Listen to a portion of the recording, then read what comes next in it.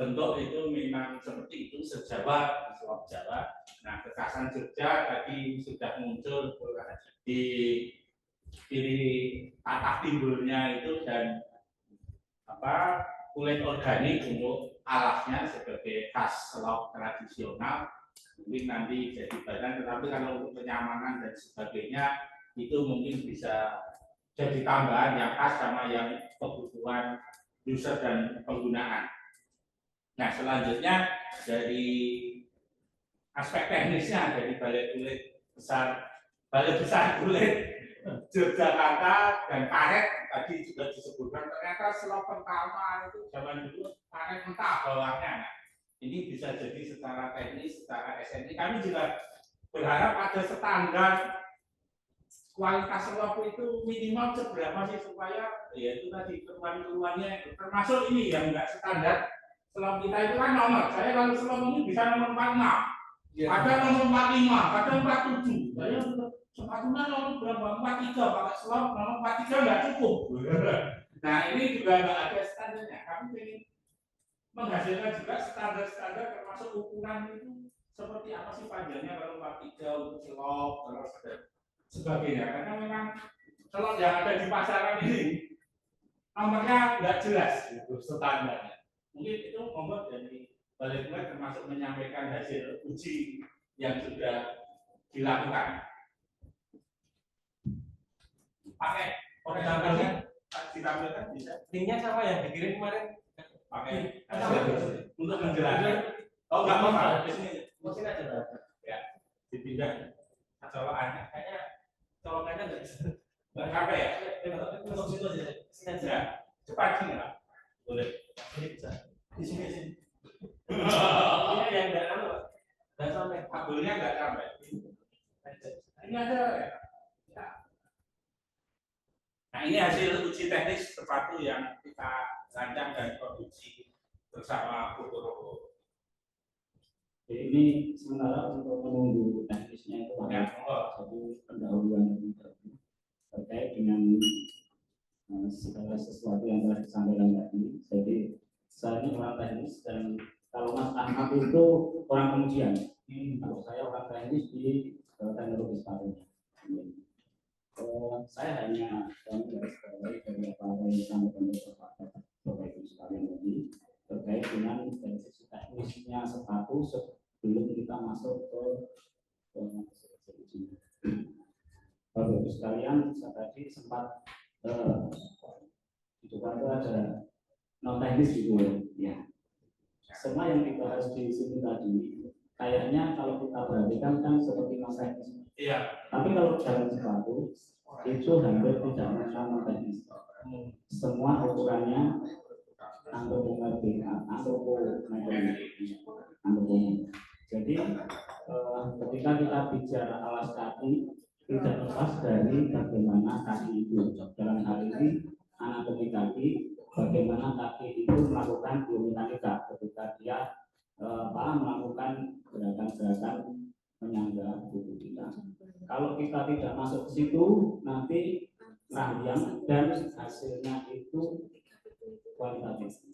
Tetapi kalau kita mulainya dari anatomi, kita bicaranya lebih mudah dan nilai akhirnya parameternya nanti ke kuantitatif. Karena memang kalau kita perhatikan sebenarnya kalau penelitian itu kan tahap awal mungkin dari kualitatif. Kemudian tahap selanjutnya itu dikuantitatifkan, dimatematikkan, itu langkah lanjutan.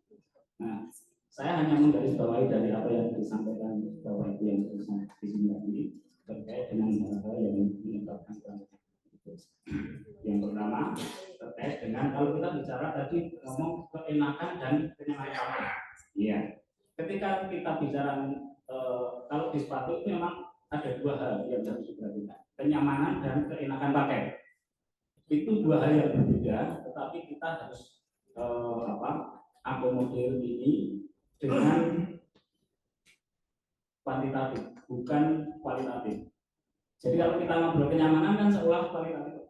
Dan itu kalau di sepatu bukan hanya sepatu sebenarnya, tubuh kita ya di baju ya celana itu sebetulnya kuantitatif Pak, dikuantitatifkan, bukan benar-benar eksak kuantitatif. Kalau kita bicara dengan keenakan pakai, itu kita harus bicara masalah bagaimana bentuk dan ukuran kaki. Ketika kita bicara bentuk dan ukuran kaki, di sana kita mendapatkan minimal ada tiga parameter yang harus diukur. Satu, panjang kakinya diukur dari ujung kaki. Jadi biasanya dari tengah, dari jempol. Ujungnya itu jempol atau tengah? Bisa jempol, bisa tengah. Jadi kaki itu ada tiga macam kriteria. Ada yang cuma lurus dari kelingking sampai jempol itu ada lurus gini. Ada yang tengahnya panjang. Ada yang rata antara jari tengah sama jempol. Ada tiga penelitiannya hasilnya. Itu aja Pak, kita sesuaikan aja Pak. Iya, memang itu salah satu parameternya. Itu yang pertama. Ya, itu ada tiga macam. Kemudian setelah panjang kaki kita dapat itu dari ujung jari sampai tumit, ya, belakang.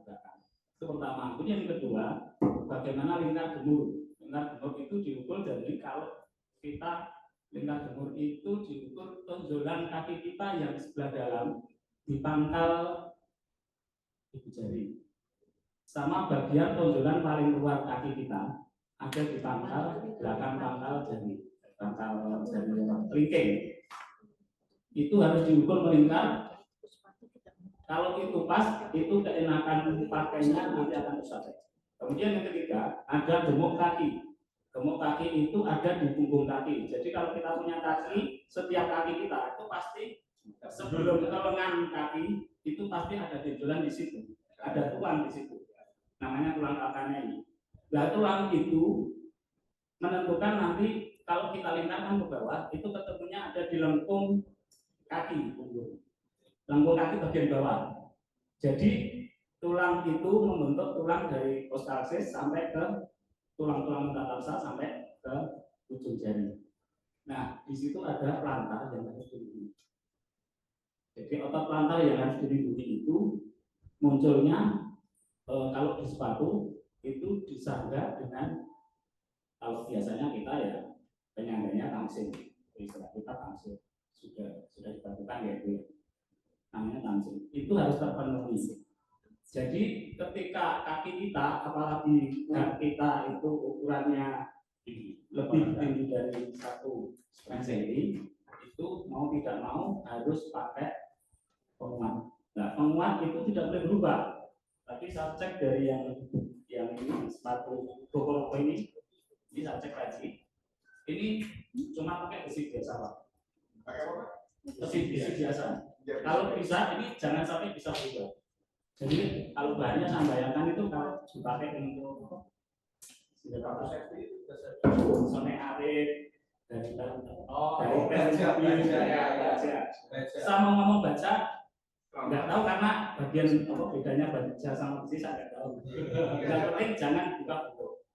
Kalau terjadi perubahan bentuk tadi sudah saya cek dulu ya. Kalau dia terjadi bentuk berarti di situ ada disfungsi dari alas kaki itu. Ketika disfungsi itu ya, ketika disfungsi itu terjadi, itu otot plantar kita mau tidak mau harus bekerja keras. Jadi kaki kita kalau kita pakai hak tinggi, kemudian hak tinggi itu tidak disangga dengan besi tamsin itu otot plantar kita itu bekerja keras. Dan ketika otot plantar itu bekerja keras, itu efeknya tidak hanya di otot plantar itu di lengkungan bawah telapak kaki itu efeknya kemana? Ke betis kaki, paha kaki, kemudian tulang belakang. Ya. Kalau punggung sampai leher kepala. Iya. Itu akibat yang paling parah. Nah, kenapa di ibu-ibu hamil itu tidak diperbolehkan menggunakan sepatu ini? Itu karena efek tadi itu lantar tegang, kemudian itu naik ke atas, semua tenang. Makanya bapak sekalian, kalau misalnya bapak pakai sepatu, mungkin haknya itu 2,5, kan banyak sepatu bapak, ya, sepatu pria 2,5. Itu sering bagian sini apa pinggang ini cepat kecil capek. Itu karena lebih, karena ketika kita belajar, ketika kita berdiri aja berdiri kaki lurus, itu posisi normal. itu posisi paling pas ketika kita ada di Pak Ima sudah menyampaikan tadi di mana di mall mana itu sudah ada itu tekanan kaki ketika posisi kaki itu datar kita nggak pakai apa-apa langsung berada dulu maka tekanan tegaknya itu ada di belakang di tumit kaki. Nah, bagaimana untuk mengatasi ini? Kalau di persepatuan itu dikenal dengan hak itu tadi. Nah, hak yang paling ideal itu sebenarnya seberapa? Jadi kaki yang atas ada tulang tibula tibia dari atas itu berpusat di ankle itu kemudian ada tulang pusat sama metatarsal depan yang menyangga kaki dari atas. Nah, ketika ini kan pendek, pusat tumit itu kan pendek, metatarsal panjang. Kalau beban lebih banyak sini, logikanya ya ganjal belakang kan, biar bebannya itu sama. Jadi kerja otot-otot yang ketemu di tulang lokasi sama metatarsal itu akan seimbang, tidak berbelakang. Sehingga kalau kita bicara masalah sebenarnya ini kita bicaranya di ortotik protestik sebenarnya. Ke situ kita juga mau lanjut ke nanti kaitannya uji klinis ya. Karena dari situ nanti akan menentukan penyakit itu. Kalau di ortotik prostetik itu kira-kira itu 1,3 sampai 1,5. Gampangannya kalau orang sepatu itu pokoknya hak paling nyaman itu 1,5 cm.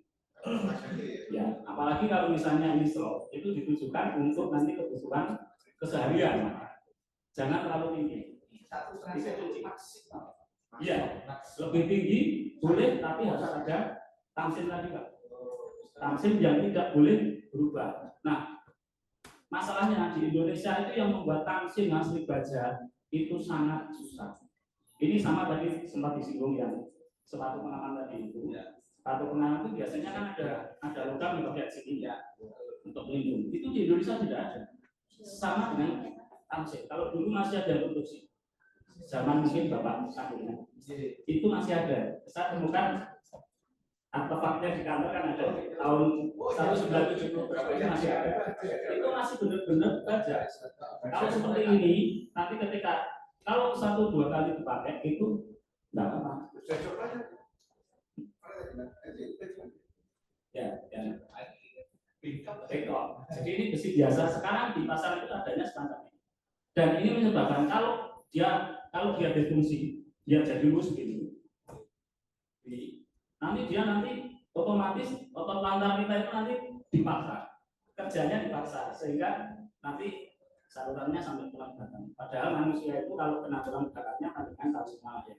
Walaupun kita bukan orang kedokteran, tapi ini yang menentukan kita kan sih. Ini hanya menggarisbawahi bahwa lagi dari hadisnya. Kemudian yang kedua terkait dengan kontur telapak kaki Bapak sekalian. Jadi tadi sudah disinggung beban berat tadi itu di kaki itu sebenarnya ada 3 tumpuan kaki. Yang pertama itu bagian belakang kelingking. Itu kan kalau kita lihat di telapak kaki kita itu ada bantalan daging kan. Kemudian di pangkalnya jempol itu juga. Jadi kiri kanan ini untuk menjaga keseimbangan. Kemudian yang belakang bagian tumit itu untuk menjaga bagian belakang agar stabil. Jadi kedua ini tekanan dua ini. Jadi yang ada di depan itu untuk keseimbangan dia tidak mudah jatuh. Selain itu dia menjaga keseimbangan dengan umpan ada di tumit itu. Nah di situ harus terpenuhi ketika kita kalau pengen tidak mudah lelah, tidak mudah lelah. Sehingga 3 tumpuan itu kalau di dalam persepatuan itu kalau kita ngecek sepatu nggak usah ngecek apa-apanya, ditaruh di bidang datar begini, ketika dia goyang berarti sepatu itu tidak bagus, jangan dibeli. Jadi kalau ditaruh di tempat datar tinggi, kalau dia goyang-goyang mau goyang, berarti dia tidak bagus. Kayak kursi itu ya. Ya, kalau kursi itu yang satu mungkin 3,5 cm itu terasa. Nah kalau sepatu ada 3 titik di depan, jadi di titik di belakang di sini ya. Nah kalau yang Bogor itu goyang nggak? Tadi sudah dicek Pak, Beliaunya kan yang di sini. Bagian sini, sama bagian sini. Ada titik dalam sepatu yang harus dipenuhi. Kalau tidak, kalau goyang nanti siapapun yang pakai, rasanya kaki itu ototnya bekerja terus karena dia tidak bisa istirahat dalam sepatu. Dalam hal ini slop ya. Nah, itu harus dipenuhi dengan kontur kaki. Kalau kontur kaki kan pada umumnya dikenal ada 3, yaitu kontur kaki yang flat. Flat itu sudah otot pantatnya, ada yang memang kelainan dari kecil, ada yang setelah dewasa ada kelainan. Kemudian ada yang terlalu lengkung ke atas. Kemudian ada satu lagi normal. Jadi kalau harapannya itu sepatu, jadi di sini tidak hanya rata saja, tetapi mengikuti kontur yang ada. Kalau kita bicara di persepatuan, biasanya profil dari alas kaki dari bagian bawah telapak kaki kita, profilnya harus terpenuhi. Itu kalau pengen. Kemudian dari sisi acuan, saya yakin Bapak Ibu sekalian, di Indonesia itu belum ada khusus cetakan yang dipakai untuk selapa. Yang ada selama ini cetakan yang dipakai itu adalah cetakan sepatu, dan teknik pembuatannya itu sangat beda. Jadi kalau teknik kalau acuan yang menggunakan understroke itu biasanya mengakomodir bentuk telapak kaki orang.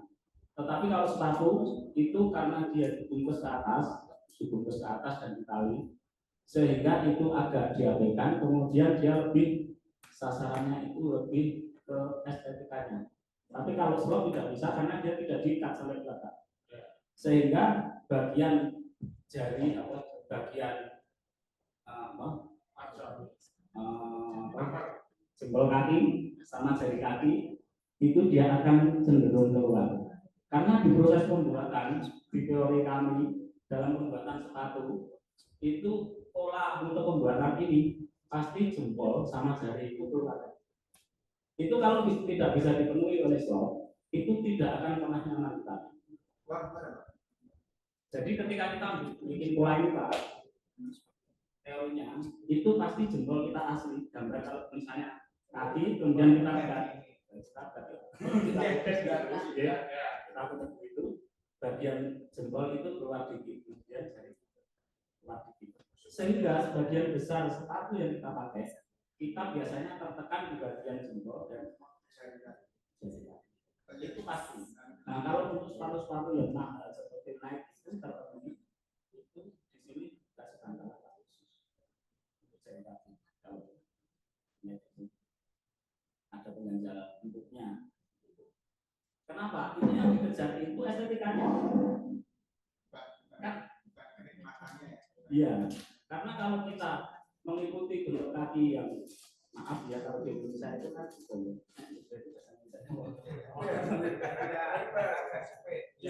melebar itu kita kan sehingga apa? Yang dikejar itu bentuk sininya yang kelihatan. Jadi kita dikorbankan. Dan ini walaupun ada 3 teori di dunia ini persepatuan, termasuk tadi yang disampaikan terkait dengan ukuran. Nah ini tidak akan sama, apakah pengganjalnya kayaknya disediakan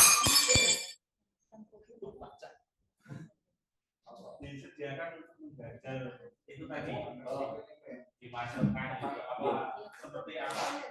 Kalau pengganjal ini fungsinya hanya mengatasi lingkar kaki tadi yang kita ukur tadi. Jadi kalau diukur lingkar kita dari pangkal jari kelingking lewat ibu jari kemudian kembali lingkar itu bila kebesaran diganjal sehingga sedikit tujuannya cuma itu Pak. Jadi tidak terkait dengan kenyamanan. Namun kalau dia pas ya pas terus diganjal sini. Kalau zaman saya kecil itu disubel rambut atas. Ya, disediakan ini ya. Ini kalau misalnya cuma besar, itu terkait dengan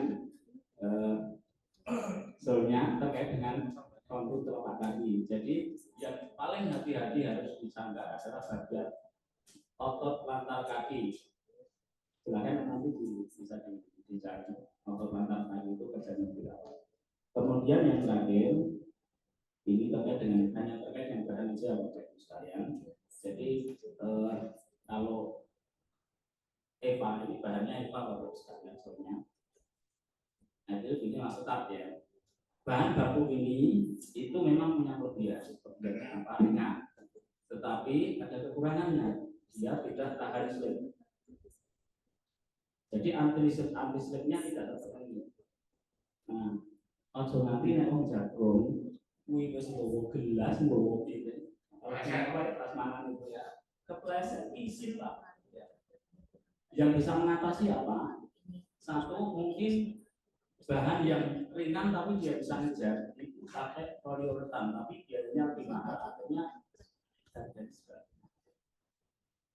Untuk sol-sol sepatu yang teknologi terakhir itu yang sebagian bisa digunakan adalah poliuretan. Tapi sebetulnya anti slip yang paling bagus itu adalah karet. Cuma karet ini karet tapi berat ya. Lebih berat dari berat. Kalau enak-enakan, akhirnya masih kalau pakai mesti boleh ya. Nah, tadi sempat disebutkan karet persahabatan. Lembaran karet crack itu sangat bagus anti slipnya, asal tidak kena bensin dan sebagainya, karena dia kenanya adalah kena bensin. Minyak tanah Ya, bensin solar ya, kayak meleleh dan asalnya licin. Licin Pak. Jadi kalau di apa? Yo sebangsa minyak tanah lah. Tanah bensin. Ini saja jadi Iya. beli cek di pom bensin itu kan ada perubahan. Ya, ada orang masuk umum. Tapi untuk baginya, itu rasa-rasanya harus sampaikan ternyata gitu ya. Karena kalau belum ada proses vulkanisasi itu memang dia tidak Jadi lunak itu ya. belum stabil. Ya. Nah, solusi yang banyak dilakukan di sepatu pengaman itu dia gunakan karena ini kalau terpengaruh dari proses pembuatan juga Pak. Jadi kalau misalnya saya punya EVA, kemudian saya tempeli, katakanlah kita pakai lembaran karet tipis, itu bisa bagus tapi dia nggak ada. Kemudian daya rekatnya juga bagus. Karena EVA itu punya pengiriman yang khusus. Pengirimannya biasanya kalau EVA itu yang digunakan dengan menggunakan lem sampai sambung. Dalamnya itu juga khusus untuk EVA sendiri. Nah, perlakuan khusus ini akhirnya kalau di sepatu pengaman yang punya parameter yang tinggi setiap ujinya, artinya ini tidak mungkin. Akhirnya yang dia pakai adalah poliuretan. Ketika main poliuretan, akhirnya apa? Karena punya karakteristik yang walaupun berbeda, tapi hampir sama. Itu terkait dengan lembaran karet dan lembaran biru itu dijadikan satu, tetapi lapisannya sendiri-sendiri. Prosesnya jadi satu. Jadi yang bawah itu karet, atasnya pakai poliuretan. Poliuretan sedikit agak berat, tergantung formulasinya. Tapi rata-rata untuk produksi itu di balik mereka ada. kalau itu Untuk membuat itu. Nah ini mau kita cari kemana ini? Kalau bikin prototip kalau cuma sederhana kita masih bisa bantu. Kalau teknologinya sederhana, misalnya pakai flash. Tapi ya untuk soalnya harus sederhana. Tidak boleh ada kembangan macam-macam. Karena ini termasuk teman jelas dari juga. Kenapa IKM itu selalu kalah dengan dosen besar? Karena kita kalau di pusat itu ada acuan, kemudian ada cetakan. Untuk sul ini cetakan. Itu satu cetakan sepasang sepatu itu bisa 1 juta. Ya. Jadi kalau Kami itu sampai bisa 150. ya itu tergantung bentuknya Pak. Termasuk bahannya juga Pak. Ya. Jadi bahannya mau pakai yang cukup untuk 3 bulan selesai atau dia mau dipakai jangka panjang 1 tahun. Jadi tidak bisa bahannya. Tapi kalau terlalu awet nanti nggak laku, nggak produksi lagi. Masa ya tinggu MC seumur hidup dan Ya itu ini yang saya sampaikan yang terkait dengan ini saja dari segala industri untuk apa mendukung hal-hal yang terkait dengan apa tuntutan dari itu. Solusinya seperti itu ya. sampaikan dan mungkin bisa dilanjutkan sama untuk menyampaikan hasil uji. Terima kasih. Terima kasih sekali Bapak. Banyak aspek teknis yang nanti bisa menjadi prototipe akhir. Sebenarnya kita sudah punya yang nanti slide itu prototipenya. Jadi tapi lupa bawa. Tapi hanya untuk yang cowok. Pak kita. Oke, siap. Baik, terima kasih. Assalamualaikum warahmatullahi wabarakatuh. Saya sedikit menyampaikan tentang hasil uji dari standar swab untuk pria dan wanita. Nah, seperti yang sudah Bapak Ibu tahu tadi, untuk kenyamanan sudah disampaikan semua, jadi sudah lengkap banget ya. Sekarang dari sisi aspek pengujiannya, untuk pengujiannya kita mengacu dari sepatu harian umum pria dan wanita, karena terus terang belum ada untuk SFI swab sendiri. Jadi kita mengacu pada SFI sepatu umum harian pria dan wanita. Namun untuk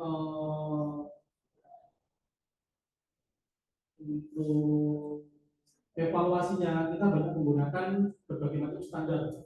Ada standar swab pada cetak, ada standar untuk ISO-TR untuk berbagai macam sepatu sport, sepatu kasual, sepatu pria dan wanita. Dan ada juga sepatu pengaman. Kita evaluasi terhadap berbagai standar. Jadi nanti mau mengacu yang mana, posisi standar swab ini posisi yang mana begitu. Nah, untuk keadaan dan kenampakan ini dari hasil ujinya, kedua sepatu itu simetris, tidak cacat dan rapi. Untuk penampakan bagian atas dan sepatu juga tidak cacat, tidak ada yang rusak. Terus untuk kedudukan di atas bidang datar, nah ini sedikit bergoyang. Kurang rata ya Pak ya. Jadi seperti yang dijelaskan Bapak Harsono tadi, ini kurang rata. Oh, itu yang cowok atau yang cewek? Ini. Oh ya. Jadi ini akan mengganggu dari kenyamanannya. Ya, itu perbaikan teknis produksi ya saat ini ya. Iya. Terus untuk keadaan dan penampakan jahitan semuanya rapi, dijahit 4 cm. Untuk nomor sepatu sama. Nah ini untuk kekuatan tarik ya Pak ya, kekuatan tarik atasan ini mewakili dari kekuatan kulitnya ya Pak ya. Ini kalau dievaluasi berdasarkan berbagai macam standar, ini termasuk di atas rata-rata, termasuk sangat bagus. Oh, sangat bagus. Karena standarnya paling maksimal untuk di sepatu pengaman itu hanya lebih dari 15 Newton per mili. Sementara ini hanya ini 22,35 dan 14. Nah, namun untuk yang sepatu wanita ini di bawah dari pada sepatu pengaman. Namun untuk standar dari ISO-TK untuk sepatu wanita hanya 8 Newton per mili. Jadi masih di atasnya 2 kali lipat. Oh ya. Gitu Pak. Jadi semuanya bagus ya. Untuk itu bagus Pak. Jadi untuk kekuatan sobek pun juga sama. Diperoleh hasil 54, padahal standarnya hanya 50, 40, 40. Nah, gitu. Terus untuk ketahanan bentuk, nah untuk bentuk ini sebenarnya mengatasi dari ketika digunakan dia lebih cepat otak di bagian lipatan itu atau tidak. Jadi kita melakukan pengujian 150.000 kali pembukaan. Jadi ketika kita melakukan pengujian 150.000 kali pembukaan itu masih oke atau tidak? Ini hasilnya baik dan tidak retak. Baik dan tidak retak. Tidak retak. Berarti Iya. oke ya. Oke. 150.000 ya. Iya. Terus untuk kekuatan swing ini sebenarnya swing dan retak dan letup untuk swing ini sebenarnya berfungsi pada saat pembuatan. Pada saat pembuatan itu kan ada lasting ya, itu dikasih tekanan itu sampai seberapa jauh, itu cara ujinya berdasarkan ini Pak, untuk letak dan letak ini. Nah untuk yang letak kekuatan swing ini, karena ini sepatunya sudah jadi, sepatu yang sudah jadi otomatis kan sudah mengalami lasting gitu ya. Jadi sebenarnya idealnya untuk pengujiannya itu pada materialnya. Namun ini kita uji pada sepatunya dan mendapatkan hasil 6,38. Sedangkan persyaratannya itu di atas 7 semua. Oh. Jadi sebenarnya bagian apa ini? switchnya Pak, letak ketika untuk lasting. Jadi sebenarnya untuk ujinya itu idealnya di kulit yang bisa nggak diproyeksi kalau itu belum dipasang ujinya kira-kira berapa bisa ya? Belum, karena standarnya belum memfasilitasi itu. Begitu. Ujinya di yang sudah jadi belum ada standarnya. Belum ada. Mungkin sini bisa dihilangkan saja. Ya mungkin bisa Ya, sudah terpatri di kekuatan di retak kita. Sebenarnya ada lagi uji retak sepatu utuh atau sandal utuh. Dia sandal atau sepatu secara keseluruhan dia diuji bentuknya seberapa berapa ribu kali nanti letaknya seberapa. Gitu. Terus untuk kuat rekatnya ini yang sedikit di poin ya. Karena kuat letaknya ini kuat rekatnya antara bagian atas dan bagian bawah sepatu ini masih sangat kurang Pak. Karena persyaratannya lebih dari 4. Sedangkan di sini diperoleh 2,49 dan 3,5. Kuat rekatnya belum. Iya, ini kuat rekat. 2,49 ini adalah sepatu untuk pria. Karena solnya tadi terbuat dari EVA tadi Pak. Mungkin waktu pengelimannya kurang sesuai ataukah komponen pengelimannya ini masih di bawah standar banget. Berarti ini di kualitas lemnya atau kualitas prosesnya? Kualitas lemnya atau ya intinya kualitas pengelimannya. Berarti proses. Kalau untuk bahannya itu kan kita juga tidak mengetahui itu kayak bahan. Ya. Intinya kan hasil akhirnya itu kuat atau enggak gitu. Jadi masih sangat kurang untuk kuat rekatnya. Begitu juga dengan antara kuat rekat sol dalam dengan sol luar. Ini juga hanya 2 untuk sepatu pria dan 2,36 untuk sepatu wanita. Sedangkan syaratnya ini lebih dari 4. Gitu. Lebih dari 4 ini untuk sepatu pria, lebih dari 3,5 itu untuk sepatu wanita. Dan ini kemarin memang bukunya cepat-cepat. Hasil uji untuk ini. Masih sangat kurang ya Pak. Oke, siap. Terus dari ketahanan bengkung ini yang dimaksudkan bengkung ini ketahanan bengkung untuk solnya, kedua sol baik dan tidak retak untuk ketahanan bengkungnya. Terus nah untuk ketahanan kikis seperti yang dijelaskan di awal tadi untuk sol EVA ini, dia cenderung kikisnya akan cepat hancur Pak. Bawah ya? Iya. Jadi untuk sol EVA tadi dia ketika sudah terkikis sedikit dia akan menjadi licin juga. Jadi kalau di model-model sepatu yang baru-baru ini itu ada bagian yang sebenarnya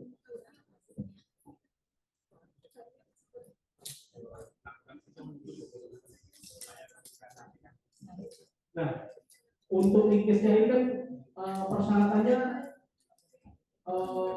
sangat jauh dari persyaratan ya 365. Sedangkan persyaratannya untuk sepatu wanita itu 350. Tapi ini sepatu pria Pak. Sepatu pria harusnya kurang dari 200 Pak. Gitu, kurang dari 200. Kalau untuk dibandingkan dengan sepatu pengaman, dia persyaratannya untuk yang seperti ini, semacam ini, dia persyaratannya kurang dari 250 mm persegi terkikisnya, untuk terkikisnya. Kalau untuk sol yang dari karet itu kurang dari 150 mm persegi. Jadi untuk sepatu karet ini sebenarnya sudah memenuhi. Namun untuk yang tipis pada Eva ini Kalau kayak tidak memenuhi. ini Eva atau Amit ya. Ini pakai yang begini ya. Iya. Nah, kalau nggak pakai begitu bisa diangkat begini. Di sini biasanya ada di sini ada sini dari ini karet karet. Oh, karet tipis. Dan juga ada karet tipis untuk mengurangi sulitnya dan untuk mengurangi ketahanan tipisnya begitu. Terus sebenarnya soft Eva ini lebih cepat kempes. Jadi ketika dipakai kedudukannya dia akan cepat kempes, nggak tahan lama. Kalau diganti PU mungkin lebih baik. Sekarang sudah banyak produk PU yang dijual tanpa injeksi langsung ya. Kan biasanya kalau PU kan sistemnya injek langsung ya, direct injection. Ketika ditaruh Baliknya ada alatnya nggak? kalau di Bali belum ada gitu. Tapi ada yang jual, sudah ada banyak yang jual untuk sol yang dari PU juga. Gitu. Terus ini tikis tidak memenuhi kekuatan tariknya. Nah, ini akan hancur pada kekuatan tarik juga. Kekuatan tarik ataupun kekuatan sobek ini akan sangat rendah. Bisa dibandingkan di data. Untuk karet ini kekuatan tariknya 10,68, sedangkan untuk ini hanya 1,86. Kan jauh banget ya sebenarnya. Terus untuk kekuatan sobeknya ini 1,14. Sedangkan untuk sol karetnya 12,68, kan sangat jauh banget kekuatannya dari kekuatan. Semisal ini terkena benda tajam atau kerikil atau batu, dia akan mudah sobek. Gitu. Terus untuk kemulurannya itu juga ini sangat rendah. Nggak begitu mulur. Kalau jadi nggak begitu fleksibel ketika dibuat untuk jalan di batu itu akan sangat kurang nyaman. Begitu. Jadi masih sangat kurang sekali pada kekuatan tarik dan kekuatan sobek untuk jenis sol dari Eva ini. Jadi secara keseluruhan ini adalah sol dari Eva ini mungkin perlu diganti dengan yang lain. Begitu. Terus tadi masalah tamsin tadi, sekarang banyak produk tamsin yang dari komposit, Pak. Jadi lebih ringan, penguat tengahnya. Ya kalau di nggak kembali lagi ke semua. Gitu. Kalau dia komposit, dia lebih ringan dan biasanya lebih kuat juga. Banyak juga produk dari komposit. Gitu. Ini dari segi pengujian, biasanya kombinasi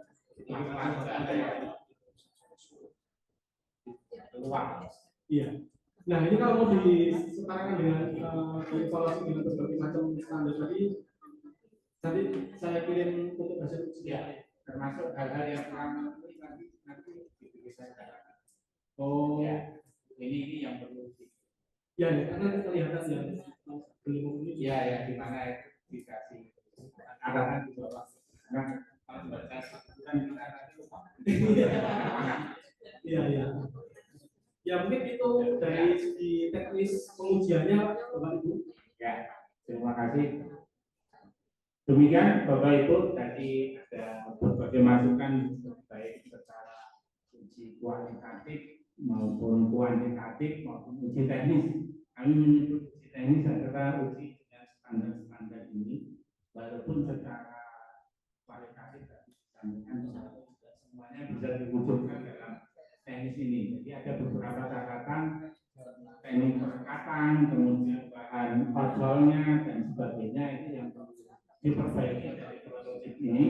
Kemudian dari bentuk tidak ada bentuk khusus untuk selop, tetapi penunjukan ciri khas kejogjaan mungkin tadi ada catatan di kata timurnya itu dan menggunakan kulit organik, tetapi dari aspek pemakaian tadi dari Pak ABC juga menyampaikan kalau pakai yang organik itu mungkin kenyamanan penyerapan keringat. Jadi ada peluang-peluang membuat bahan-bahan untuk penyerap keringat, bahan kamsil dan sebagainya untuk penelitian kaki selanjutnya untuk memenuhi standar-standar yang diharapkan dari user. Yang susah itu biasanya memenuhi standar harga masuk kompetitif gitu.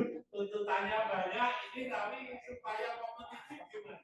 Kalau dibuat kompetitif nggak memenuhi standar, nah ini jadi dilema di kita dalam perancangan produk.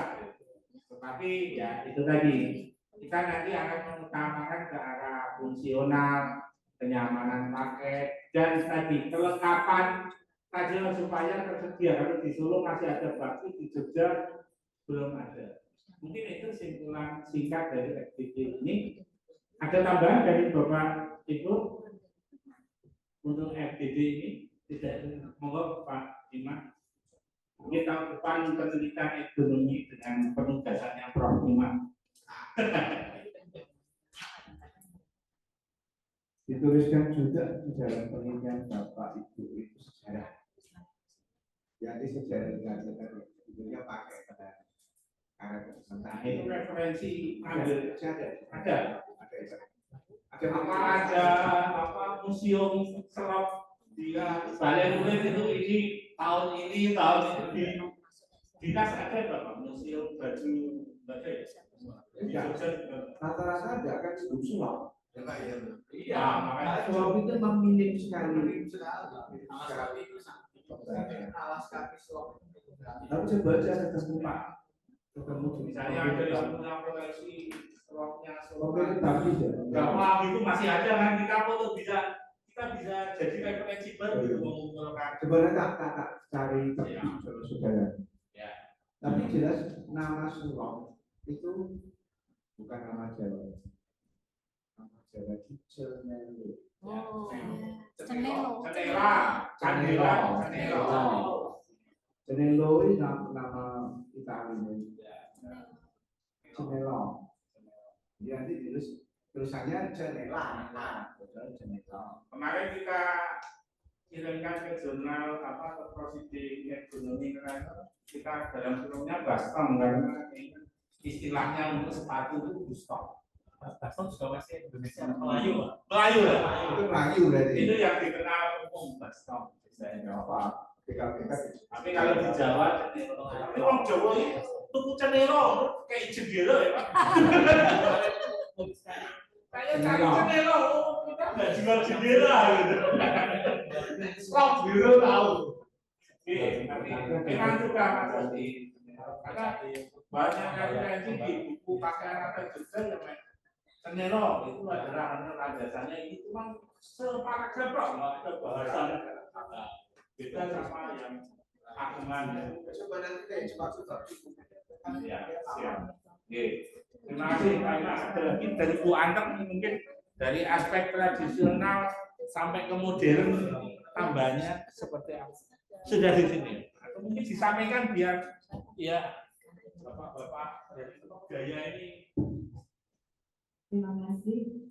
Kalau saya lebih menyoroti juga ya tadi terkait dengan kualitas materialnya ya Pak. Karena kalau memang kulitnya bagus ya cenderung dipakai lebih nyaman seperti itu. Dan mungkin juga ada semacam pembanding produk untuk produk selop ini khususnya untuk yang wanita. Meskipun bentuknya ya kurang lebih sama, tapi ada beberapa produk itu dari sisi kenyamanannya dan materialnya itu bagus di harga dan juga tidak mahal. Mungkin ini bisa dijadikan referensi untuk dari sisi desain tetap tidak nyalai aturan gitu ya sesuai dengan bentuknya, tetapi secara ergonomis dan materialnya itu memang lebih nyaman seperti itu. Jadi mungkin lebih ke membanding gitu ya sebagai referensi dengan beberapa merek produk itu juga sepertinya lokal kok, maksudnya bukan yang branded seperti itu dan harganya insya Allah masih terjangkau. Rata-rata sekitar 300 maksimal itu 500. Tapi kalau itu dipakai nyaman dan awet ya, istilahnya keawetannya juga, ini saya rasa membeli seharga seperti itu juga nggak mahal ya. Karena itu kan akan selalu kita pakai, minimal seminggu sekali seperti itu. Dan kalau dihitung setahun 500.000 setahun dipakai, ini kan juga setiap kali kita pakai berapa rupiah, dan yang terpenting adalah kenyamanan dan estetisnya juga. Itu mungkin terkait dengan desain dan material. Dan seperti yang tadi disampaikan terkait dengan ergonomi, saya juga tadi secara langsung melihatnya kan tebal begitu. Jadi mungkin dengan material yang lebih bagus bisa tampak lebih ramping, nyaman, dan ergonomisnya itu memang bentuknya juga berbeda. Mungkin nanti saya juga memakai velg yang sudah lama saya pakai dari keawetannya insya Allah ya. Nanti kita bikin fotonya. Ya, jadi ada beberapa memang. Mungkin itu yang bisa saya sampaikan. Untuk catatan yang lain sudah. Terima kasih. Bu Anta, memang kalau soal harga itu macam-macam aspek menentukan harga. Selop bikinan Non Fitriana sama Bu Anten itu harganya akan berbeda walaupun materialnya sama gitu. Baju juga gitu, jahitan dinnernya sama jahitan Bu Anten akan berbeda.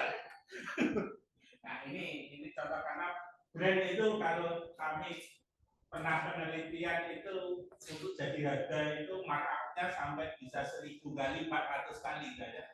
Pasti itu kalau kaitannya harga. Termasuk juga kita kerjasama dengan Bokoroko itu mengambil patennya Bokoroko yang untuk konsep itu yang bikin mahal karena kita untuk kenyamanan.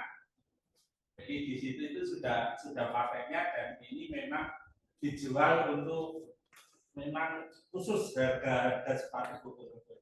Tapi kalau nanti dari diskusi ini kita tanpa PCT-nya Bokoroko itu akan jadi sebenarnya karena kita ini kerjasamanya dengan Bokoroko, jadi kita tidak bisa bicara harga. Berarti namanya apa sih? Namanya? Iya, namanya harus ikut karena nanti Bokoroko UND.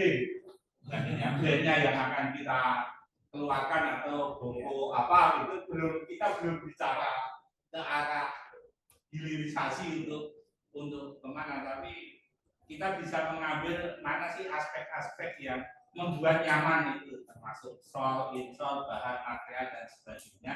Itu nanti bisa jadi acuan dari para pengrajin membuat sepatu apa selop itu yang mana. Dan juga nanti sama tuntutan Muldoko Budaya dan pelaku budaya ini untuk pakai bahasa Jogja itu gak asal gitu, karena itu apa menjadi ciri khas istilahnya pelestarian budaya kita, tapi pakainya hanya sekedar kayak apa ya, baju-baju lainnya kayak gini, pokoknya simpelnya sama nyamannya gitu. Tapi kan ada pakem-pakemnya. Nah, itu yang harus kita tekankan, jadi sehingga nanti selop ini melengkapi bahwa pakai gagak Jogja itu seharusnya pakai selop. Tidak, itu penekanan kami. Nah, selopnya yang apa? Yang ada pacaran masalahnya ini. Kami akan mengeluarkan hasil-hasil diskusi ini. Oh, harusnya seperti ini loh selopnya yang ideal untuk dipakai sehingga nanti pengrajin itu juga dengan acuan itu bisa membuat produk-produk yang nanti dia pasarkan itu memenuhi ya. Monggo. Paling jadi tanda tanya saya. Ya, Film konsep itu, ya. sebenarnya film konsep itu seperti apa sih? Bisa bocor atau enggak sebenarnya? Bocor itu teknologinya seperti apa? Karena kalau kita bicara tadi itu tidak ada konsep itu. Yang kita kenal ya, kalau tadi itu mau pakai polar atau tidak, misalnya polarnya itu mau pakai foam atau tidak. Teknologi dan konsep ini akhirnya kita menunjukkan pokoknya amat kaki menggunakan kaki untuk seluruh sepatu menggunakan dalam foam baik. Kalau kita menggunakan sepatu itu ini sebetulnya tidak dikenal. Ya, makanya ini brandnya ya jatuhnya di Iya betul.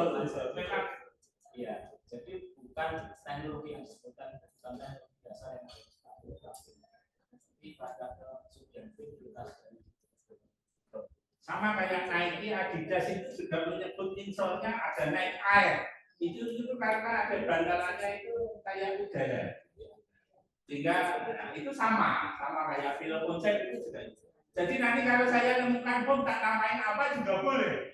Tapi intinya di insolnya itu dia menyebut teknologinya, rancangan insolnya itu ini. Jadi bukan apa harus pakai ini, tapi ini memang sebutan pakainya. Sama kayak Nike kan, kenapa ada Nike Air? Nike itu juga pengaruh teknologinya yang menganggap bahwa kenapa kok kalau pakai apa sepatu olahraga itu bisa menurunkan, pakaian lari itu bisa cepat, itu termasuk teknologi insol dan outsole-nya dia namain itu. Jadi harganya bisa jadi berlipat-lipat. Kita sampaikan tadi kita nggak bicara harga, tapi secara kualitas nanti standar itu apa? Ini Pak Hardono bisa jadi insolnya dinamain apa sebenarnya boleh kalau jadi merek gitu. cuman begitu Pak, Ya. kita memakai film konsep ini sebagai kayak garis bawahnya ada di latihan adat dan jejak itu akan membuat kita sendiri juga. Jadi kalau saya kenapa? Kalau seolah-olah kalau misalnya ya menangkap kuning yang kurang akan menjebak kita. Karena ketika kita dalam proses pembuatan sesuatu itu nanti terkena konsep yang sudah dipatenkan oleh pemerintah. Padahal konsep ini kalau saya melihat konstruksinya itu kecuali panjenengan menyebutkan air max, itu memang teknologi sendiri yang kita tidak bisa memberikan. Itu memang kan itu kan plastik atau kantong plastik lah, kantong plastik ditaruh di kontes dan itu tidak semua orang bisa bikin. Tapi kalau ini kan semua orang bisa bikin masalah. Cuman mainnya apa? Ada di kualitas ini. Mau kualitas satu atau spesial. Nanti juga. Jadi istilah itu akan menjebak kita sehingga orang itu tidak akan bisa bermain. Maksudnya proses sampai menjual. Ya. Dan begini. Padahal mereka bisa bikin. Iya. Betul. Nah itulah salah satu kelebihan orang sudah mematenkan yang biasa.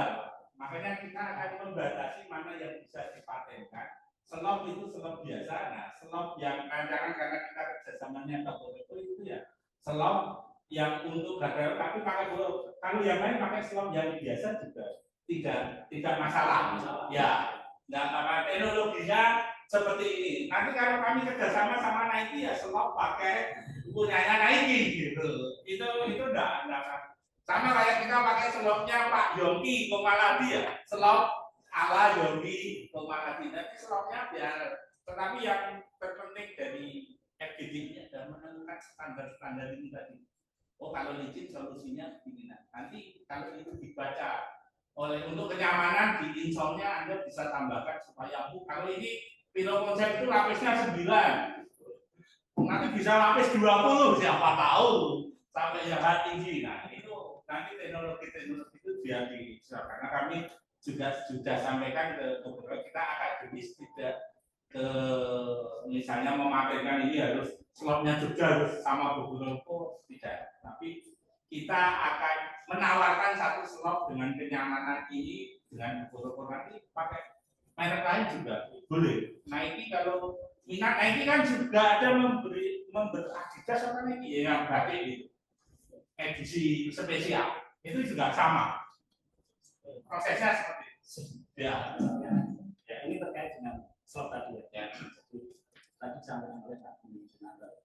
Jadi kita kembali lagi biasa ke kearifan lokal. Maksudnya kearifan lokal. Jadi panjenengan sekarang kalau dari sisi komunis, ayo panjenengan jujur enak mana dengan baju biasa? Bahannya walaupun itu, ayo. Ya enak baju biasa. Artinya kalau kita ngejar di atas kertasnya kita menggunakan kata keenakan atau kenyamanan, itu bukan segala-galanya. Kalimat vokal itu lebih bagus kalau kita pelihara. Sehingga tadi yang saya bilang Mas Budi, kalau oke lah misalnya ini kan ciri khas misalnya pakai apa nabati, ya. Kemudian ada tata timbul. Tata timbul itu kita sudah lama sekali. Kalau dalam hal ini kemarin terakhir Magetan itu latihan di Batang. Tata timbul. Artinya apa? Kita punya IKM yang mampu membuat itu. Ada IKM, ada di Magetan. Kalau di Jogja ada cuma sederhana. Kalau di sana ada nama jadi sebuah apa sih? Hiasan, ornamen. Ini di ornamentasi itu merupakan kearifan kita yang memiliki kelebihan. Kelebihan ornamen Jogjanya apa? Silahkan ditampilkan di sini. Itu tahu. Ya, Terima kasih. Ya, makanya kita menetapkan kriteria slot hasilnya ini harus menampilkan ini bahwa yang produksi siapa saja silakan. Ya, tentang ornamen itu kan kita bisa mengatur seperti misalnya tentang beberapa yang saya sudah undur di tempat itu tidak mengizinkan ornamen kita. Masuk yang pakai di dia itu juga dikritik kan Pak. Mungkin ornamen apa ya? tata timbulnya yang begini Mas. tata timbulnya itu bisa dari hiasannya atau apa yang tidak dipakamkan oleh tata. Ya, kayaknya juga ada penelitian dari Balai Kulit Etika menggunakan motif-motif batik pada produk sandal. Kayaknya ada dari ya. Warna sudah motif ada sudah Tata timbul lah. tata timbul motif itu warna ya. Oke, makanya nanti kita akan masukkan itu maka mau menerapkan hasil peletakannya atau blok itu lagi ngobrol kita tembaknya Jogja pasar makanya ada kesempatan melepas kabupaten itu tata timbulnya bisa nanti kita kriterianya itu akan kita sampaikan bahasan yang apa lokal Makanya nanti Solo itu nasibnya kayak batik. Dulu bagaimana anak-anak mau pakai batik? Gak ada yang mau. Sekarang sudah pada karena itu fungsi dari pemerintah bisa kalau bisa ini kalau bisa bekerja mungkin dari bukan dari sisi tata ilmunya aja bukan sisi harapan itu yang bisa digunakan ya nanti kan sudah harus lihat ekosistemnya di mana yang bisa diceritakan. Masa pas Jogja yang bikin Magetan. Nah, ini juga jadi pertanyaan gitu ya. Ada mana nih sentranya sepatu? Pak Ardono ini bisa nggak? Jangan-jangan ini kayak batik diberi aja itu diimpor ke Pekalongan kabeh.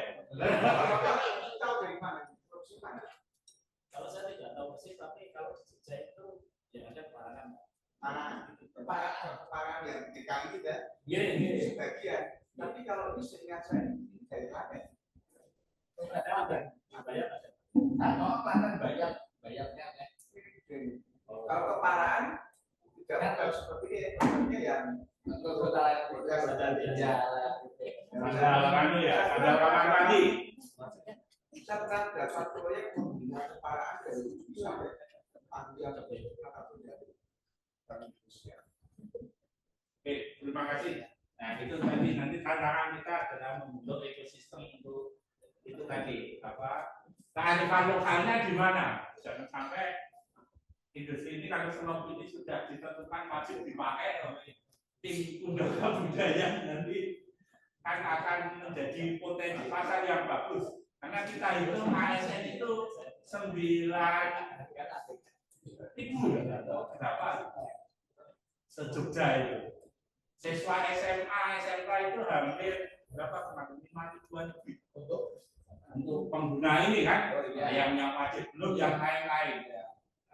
Nanti itu akan menjadi potensi market yang yang bagus untuk kita bisa mendapatkan slot yang benar-benar membandingkan UKM di Jogja dengan kriteria yang mungkin itu. Terima kasih sekali Bapak Ibu atas masukannya. Mudah-mudahan nanti bisa menjadi satu kebijakan yang bagus. Hasil penelitian ini bisa diacu oleh semua merek, semua brand, bahkan juga pengrajin pengembangan itu. Terima kasih. Assalamualaikum warahmatullahi wabarakatuh. Selanjutnya mungkin